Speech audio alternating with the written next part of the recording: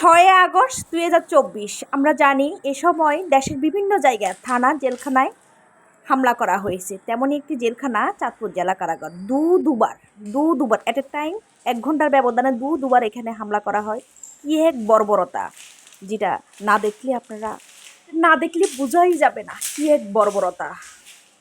কারাগারের পাশাপাশি ভিতরে কোয়ার্টারে অনেক হামলা ক্ষয়ক্ষতি, যেটা বলার অপেক্ষা রাখে না। খুব বিচক্ষণতার সহিত চাঁদপুরের জেলা কারাগারের জেল সুপার এবং কারারক্ষীরা মিলে কঠোর পরিকল্পনার মধ্যে এটা অনেকটা নিয়ন্ত্রণে আসে।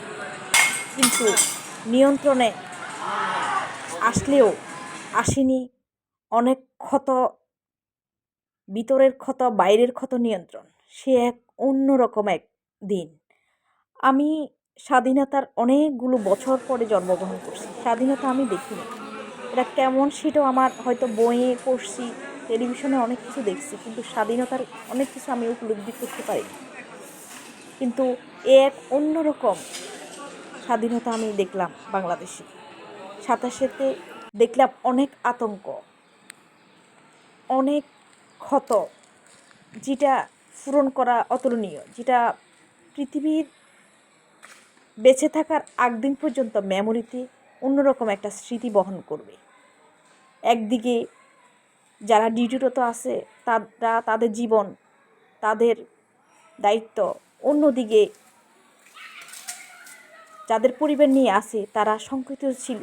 পরিবার, সন্তান, নিজের জীবন, নিজের দায়িত্ব কোথায় যাবে। এমন আকস্মিক দুর্ঘটনায় সবার দিক বেদিক।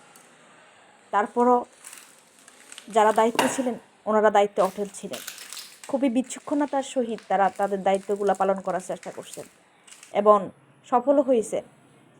কিন্তু জেলা কারাগারের ভিতরে বাহিরে প্রচুর পরিমাণের ক্ষয়ক্ষতি, যেটা প্রকাশ করার মতো হয়তো ভাষা আমি ব্যক্ত করতে পারতেছি না। কিন্তু সে এক অন্যরকম এক ফিল।